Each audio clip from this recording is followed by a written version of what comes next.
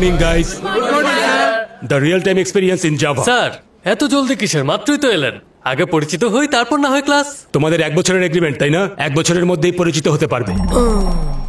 এখানে real time experience সম্পর্কে কে কে জানে? Hello hello, you stand up. হ্যাঁ, কি জানো বলো? 1 বছরের এগ্রিমেন্ট স্যার। এখন তো এখানেই থাকবো, আস্তে আস্তে জেনে নেব। স্যার তো খুশি হয়নি, কিন্তু মনে হচ্ছে মেয়েরা পটে গেছে। শোনো, তোমার ওসব ফালতু জোকস এখানে শুনিও না। আরে না স্যার, গ্রামের মানুষদের জন্য অন্য জোকস, এটা তো শহরের জন্য।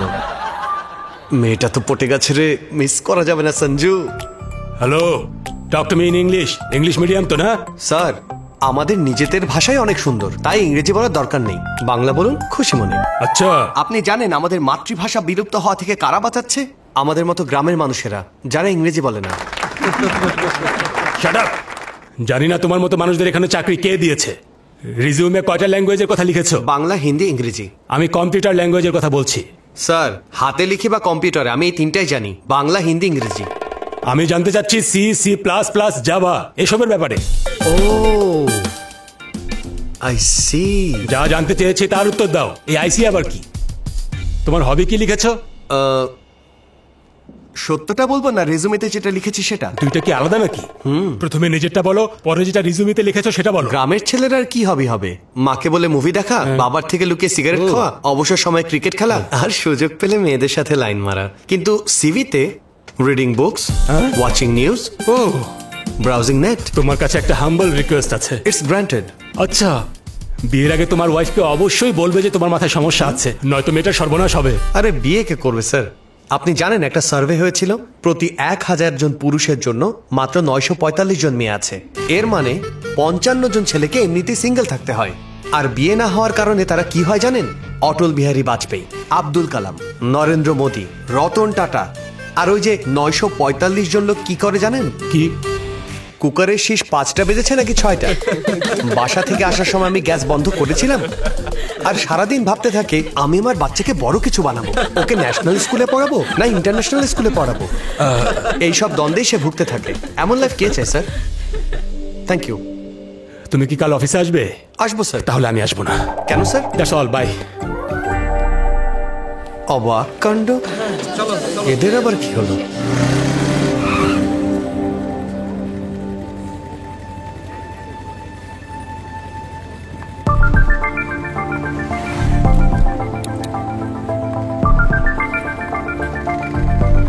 হাই।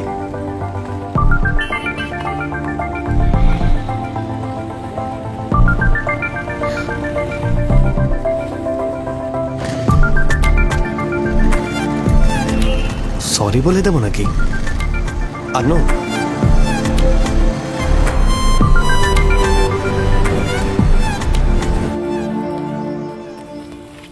মাথা কোনো কাজই করছে না, একটা টান দিতেই হবে।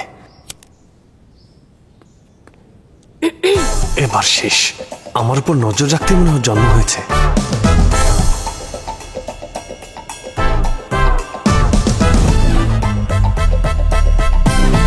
ধরা তো পড়েই গেছি।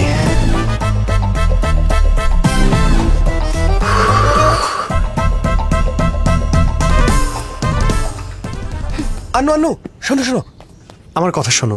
1 মিনিট 1 মিনিট, আরে কথা শোনো না প্লিজ। শোনো, আমাদের একই ছাদের নিচে থাকতে হবে, তাই আর এমন করো না। ট্রেনে যা হয়েছে তার জন্য সরি। তুমি আমার গ্রামের সম্পর্কে উল্টাপাল্টা বলেছিলে, তাই এমন করেছি। আমার গ্রামের ব্যাপারে আমি খুবই emotional. Basically I am a good boy. আচ্ছা, তা তো দেখলাম। আরে সত্যি বলছি, দেখো। ওকে, নো ফিঙ্গার্স। শোনো, যদি তোমার মনে হয় আমি ভালো না, তাহলে কথা বলো না, কিন্তু ততদিন বুঝবো কিভাবে? দেখো, তুমি আমাকে যা খুশি তাই প্রশ্ন করতে পারো, আমি তোমাকে সব প্রশ্নের উত্তর দেব। যদি তোমার পছন্দ না হয় তাহলে কফির বিন বের করে এখানে রেখে দিও। সব প্রশ্ন শেষ হবার পর যদি আমাকে তোমার পছন্দ না হয় আমাকে বলো, আমি বদলে যাব। ওকে, এই নাও। এমন বাচ্চাদের খেলা আমার সাথে খেলতে এসো না। আরে একবার চেষ্টা তো করো। একবার চেষ্টা করো না প্লিজ। আচ্ছা, ইন্টারভিউর জন্য হায়দ্রাবাদ প্রথম কবে এসেছো? আসেনি, সুপারিশে চাকরি হয়েছে। আসলে হয়েছে কি, এখানে চাকরি করার কোনো ইচ্ছে ছিল না।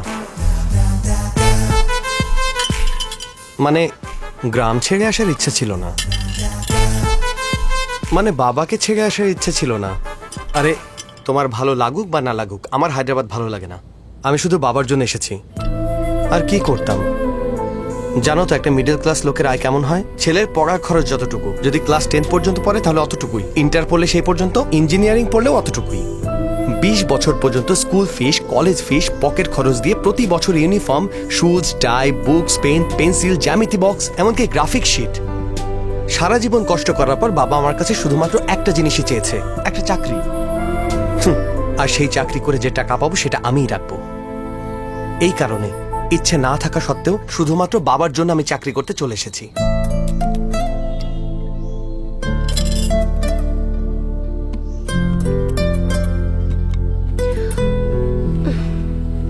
কিছু না বলেই চলে যাচ্ছ?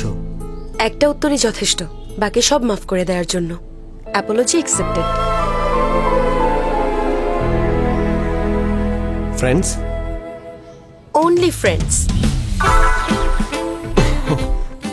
Only friends? হ্যাঁ,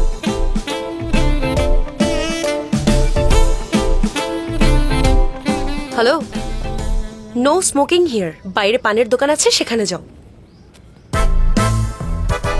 ও ভাই, আপনার শত্রু। পান আর মদের দোকান না থাকলে আমার তো খবরই ছিল। Hello boss.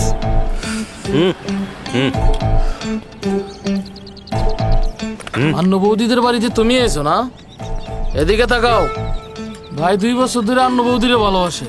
ওইরা এসে জুইরা বইসো না।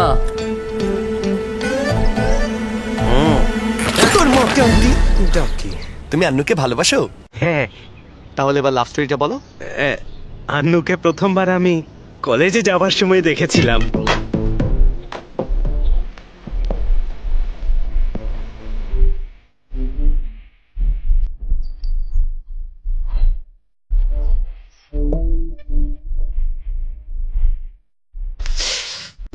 এভাবে পড়বে না রে বোকা, অন্য কিছু ভাবতে হবে। ভাব ভাব, কিছু ভাব। একটা গিফট দিলে কেমন হয়? হ্যাঁ, ওকে।